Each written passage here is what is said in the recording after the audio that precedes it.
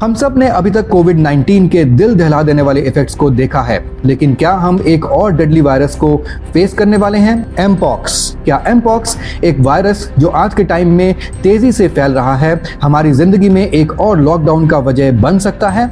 ये वीडियो आपको एक ऐसे वायरस के बारे में बताने वाला है जो अफ्रीका से शुरू होकर दुनिया भर में फैल रहा है। अब इसे WHO ने public health emergency of international concern declare किया है। The situation constitutes a public health emergency of international concern. इसका कनेक्शन एक ऐसे खतरनाक पास्ट से है जो हम सब भूलना चाहते हैं। क्या हम एमपॉक्स के लिए तैयार हैं? क्या ये कोविड-19 जैसे भयानक हालात बना सकता है? जानने के लिए इस वीडियो को देखते रहिए। एमपॉक्स बेसिकली शॉर्ट फॉर्म है मंकी पॉक्स का। इसे मंकी पॉक्स इसलिए कहा जाता है क्योंकि इसे सबसे पहले 1958 में बंदरों में पाया गया था और इसके सिम्टम्स भी पहले बंदरों में ही डिटेक्ट किए गए थे। फिर ये आखिर इंसानों तक आया कैसे? इसका जवाब है म्यूटेशन। जी हाँ, कोई भी वायरस, इवन कोरोना वायरस, अपने डीएनए को बदल सकता है और अपने आप को फैलाने के लिए अपने ही अंदर चेंजेस करता रहता है, जिससे ये आसानी से और भी इंसानों में या जानवरों में फैल सके। इसे म्यूटेशन कहा जाता है। ये बस वायरस का एक सर्वाइवल मैकेनिज्म है। आफ्टर ऑल उसको भी जीना है, रिप्रोड्यूस करना है और अपनी प्रजाति को आगे बढ़ाना है। अगर इंसानों की बात करें तो एमपॉक्स को पहली बार 1970 में डेमोक्रेटिक रिपब्लिक ऑफ कॉन्गो में एक छोटे बच्चे में डिटेक्ट किया गया था। तब से लेकर अब तक इस वायरस ने कई रूप बदल दिए हैं और कई स्ट्रेन्स में म्यूटेट हो चुका है। इनमें से सबसे इम्पोर्टेंट और खतरनाक हैं दो स्ट्रेन्स, क्लेड 1 और क्लेड 2। एमपॉक्स को सही से समझने के लिए इन क्लेड्स को समझना या फिर कह लीजिए इन वेरिएंट्स को समझना बहुत ज़्यादा ज़रूरी है। तो पहले जान लेते हैं क्लेड 2 के बारे में, फिर आते हैं क्लेड 1 पे जो कि ज़्यादा खतरनाक है। क्लेड 2 ये स्ट्रेन वेस्ट अफ्रीका में पाया जाता है और थोड़ा कम वायरुलेंट होता है, यानी कि ये इतनी आसानी से नहीं फैलता। इसकी फैटेलिटी रेट यानी डेथ रेट 0.1% से 1% तक होती है, यानी कि 100 केसेस में एक की मौत की संभावना रहती है, जो कि काफ़ी कम है और मैनेज की जा सकती है।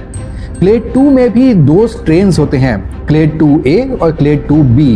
क्लेड 2A ये स्ट्रेन वेस्ट अफ्रीका में प्रेवलेंट है और mild to moderate symptoms produce करता है, और क्लेड 2B ये सब स्ट्रेन 2022 से यूरोप, नॉर्थ अमेरिका और एशिया में सबसे ज़्यादा फैला और इसकी फैलने की क्षमता काफ़ी ज़्यादा है, लेकिन फैटेलिटी रेट यानी मौत की संभावना कंपैरेटिवली लो है। अब आते हैं क्लेड 1 पे जो कि ज़्यादा चिंता का विषय है क्योंकि अभी लेटेस्ट में यही चल रहा है, और इसके बाद मैं आपको इससे भी ज़्यादा खतरनाक क्लेड के बारे में बताऊंगा जो सबसे ज़्यादा चिंता का विषय बना हुआ है। क्लेड 1 ये स्ट्रेन कॉन्गो बेसिन रीजन में ज़्यादा पाया जाता है और सबसे ज़्यादा वायरुलेंट यानी कि सबसे ज़्यादा आसानी से फैलने वाला माना जाता है। इसकी फैटेलिटी रेट यानी डेथ रेट लगभग 3% से 10% तक हो सकती है, यानी 100 में से 3 से 10 केसेस में मौत की संभावना रहती है। नाउ माइंड इट, ये जो फिगर है ये मेनली कॉन्गो बेसिन यानी कॉन्गो देश का डेटा इसमें ज़्यादा है क्योंकि ये मेजरली अभी तक वहीं पाया जाता है। दूसरे देशों के लिए ये डेटा और ये फिगर्स अलग हो सकते हैं। और ये स्ट्रेन सीवियर सिम्टम्स प्रोड्यूस करता है, जैसे इंटेंस फीवर, रैश और रेस्पिरेटरी डिस्ट्रेस यानी कि सांस की प्रॉब्लम। ये strain mainly close contact, sexual contact, bodily fluids और रेस्पिरेटरी ड्रॉपलेट्स यानी कि सांस के थ्रू फैलता है। सही बात बताऊं तो हमें क्लेड 1 से भी इतना खतरा नहीं है। अगर हमें खतरा है तो उस क्लेड से जो क्लेड 1 से म्यूटेट होकर और भी खतरनाक बन चुका है, और वो है क्लेड 1B। क्लेड 1B जो 2024 में ही डिस्कवर हुआ सबसे ज़्यादा खतरनाक स्ट्रेन है। ये क्लेड 1 का एक म्यूटेशन है और इसका फैटेलिटी रेट क्लेड 1 के बराबर है, लेकिन इसका स्प्रेड और भी तेजी से होता है। क्लेड 1B का इंक्यूबेशन पीरियड 5 से 21 दिन के बीच हो सकता है, यानी आपके अंदर ये वायरस जाने के बाद 5 से 21 दिन तक का वक्त ले सकता है सिम्टम्स शो होने में। कभी कभी इमीडिएटली भी सिम्टम्स शो हो जाते हैं और कभी कभी ऐसा भी हो सकता है कि कोई सिम्टम्स ही ना दिखे पर आप इस वायरस से इन्फेक्टेड हों। इफ यू रिमेंबर, कोविड-19 के केस में भी ऐसा होता था। तो चलिए पहले इसको कोविड-19 से कंपेयर कर लेते हैं और देख लेते हैं कि कोविड-19 के टाइम पे जो हमें देखने को मिला था, क्या अब हमें फिर से वही चीज़ें देखने को मिल सकती हैं। उसके बाद हम डिस्कस करेंगे कि भारत में इसकी प्रेजेंट सिचुएशन क्या है। तो जब कोविड-19 पेंडेमिक ने 2020 में दुनिया को अपनी गिरफ्त में लिया, तब लॉकडाउन्स और ट्रैवल बैन्स लगाए गए थे और लोगों को सोशल डिस्टेंसिंग और मास्क के बिना घर से बाहर निकलने नहीं दिया गया। एमपॉक्स और कोविड-19 के बीच में कुछ की डिफरेंसेस हैं। पहला, इसके फैलने का तरीका, दूसरा इसकी सिवियरिटी और तीसरा लॉकडाउन। तो चलिए डिस्कस करते हैं पहला डिफरेंस, यानी कि इसके फैलने का तरीका। कोविड-19 मेनली रेस्पिरेटरी ड्रॉपलेट्स यानी सांसों के थ्रू फैलता है और ये हवा में काफी देर तक जीवित रह सकता है और बिना किसी सिम्टम्स के थ्रू भी ट्रांसमिशन होता है। एमपॉक्स भी रेस्पिरेटरी ड्रॉपलेट्स और क्लोज कॉन्टैक्ट के थ्रू स्प्रेड होता है, लेकिन मेनली सेक्सुअल कांटेक्ट या इन्फेक्टेड पर्सन के शरीर के फ्लूइड्स को टच करने से या उसके शरीर में होने वाले रैशेस से निकलते हुए फ्लूइड को टच करने से होने की संभावना ज़्यादा रहती है। और एमपॉक्स का भी बिना किसी सिम्टम्स के ट्रांसमिशन का खतरा रहता है, स्पेशली क्लेड 1B का। अब आते हैं दूसरे डिफरेंस यानी कि सिवियरिटी पे। कोविड-19 का सिवियरिटी रेंज वाइड होता है, माइल्ड टू सिवियर सिम्टम्स और डेथ तक के केसेस होते हैं। एमपॉक्स के सिम्टम्स सिवियर हो सकते हैं, लेकिन डेथ रेट कंपैरेटिवली लो है, except for clade 1 and clade 1B, जिसमें माइल्ड से सिवियर सिम्टम्स कुछ भी हो सकते हैं, ठीक कोविड की तरह, और डेथ रेट भी थोड़ा ज़्यादा है। अब आते हैं तीसरे डिफरेंस में, यानी कि लॉकडाउन। कोविड-19 के फैलने की वजह से पूरी दुनिया में लॉकडाउन्स लगाए गए थे। एमपॉक्स के केस में अभी लॉकडाउन्स की ज़रूरत नहीं है, लेकिन पब्लिक अवेयरनेस और प्रिकॉशंस की काफ़ी ज़रूरत है। अब देखते हैं ग्लोबली और भारत में इसकी क्या सिचुएशन है। 14 अगस्त 2024 को WHO ने एमपॉक्स को एक public health emergency of international concern declare किया, जब अफ्रीका में इस वायरल डिजीज का स्प्रेड तेजी से नए देशों में होने लगा। इस साल एमपॉक्स के केसेस पिछले साल के मुकाबले 160% ज़्यादा आए हैं और सिर्फ 10 दिन में ये 6 नए देशों में डिटेक्ट किया गया है।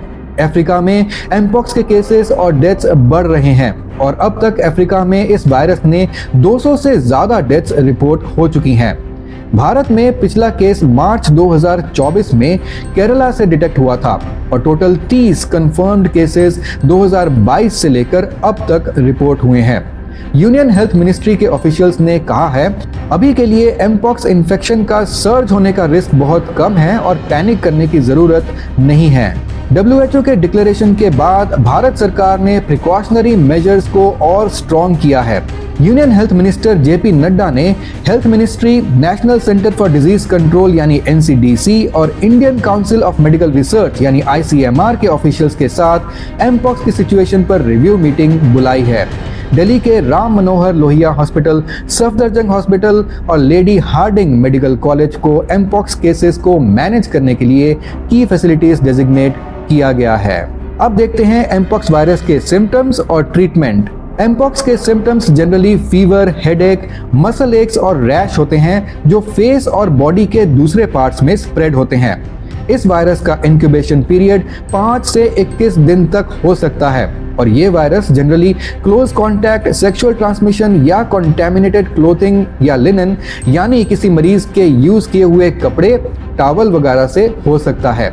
ट्रीटमेंट में मेनली सपोर्टिव केयर होता है और पेशेंट्स यूजुअली 2 से 4 हफ्तों में रिकवर कर जाते हैं, यानी ट्रीटमेंट इसका मुश्किल नहीं है अगर टाइमली डिटेक्ट कर लिया जाए और सही से पेशेंट की केयर की जाए। WHO का वेबसाइट खुद कहता है कि children, pregnant women and people with weak immune systems are at risk of developing complications and dying of mpox, यानी कि बच्चे, प्रेग्नेंट वुमेन और जिन लोगों का इम्यून सिस्टम वीक है उन्हें अपनी ध्यान रखने की ज़्यादा ज़रूरत है।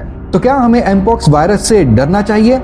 WHO के लेटेस्ट स्टेटमेंट्स के अनुसार एमपॉक्स अब तक एक कंट्रोलेबल सिचुएशन में है, लेकिन अगर इसे सीरियसली नहीं लिया गया तो ये एक ग्लोबल पेंडेमिक का रूप ले सकता है। गवर्नमेंट ने कई स्टेप्स लिए हैं, जैसे स्क्रीनिंग प्रोग्राम्स और पब्लिक अवेयरनेस कैंपेन्स, लेकिन आपकी अवेयरनेस और प्रिकॉशंस सबसे ज़्यादा ज़रूरी है। प्रिकॉशंस में इंक्लूड है पर्सनल हाइजीन को मेंटेन करना, क्राउडेड प्लेसेस को अवॉइड करना और क्लोज कॉन्टैक्ट से बचना। दोस्तों, एमपॉक्स एक सीरियस बीमारी है, लेकिन अभी तक भारत में इस वायरस का संकट कम है। गवर्नमेंट अथॉरिटीज और हेल्थ अथॉरिटीज इस वायरस को लेकर पूरी तरह से सजग है, लेकिन हमें भी अपनी तरफ से प्रिकॉशंस मेंटेन करना बहुत ज़्यादा ज़रूरी है। Stay safe and stay informed. लेकिन एक बात को ज़रूर याद रखना, कोविड-19 के टाइम पे हमें डर से जितना नुकसान हुआ था उतना नुकसान हमें कोविड-19 के वायरस से नहीं हुआ था। इसलिए हमें डरना नहीं है, हमें इन्फॉर्म्ड रहना है, हमें खुश रहना है और इस वायरस से लड़ना है। मैं आपसे मिलता हूं अगली वीडियो में, तब तक के लिए जय हिंद, जय भारत।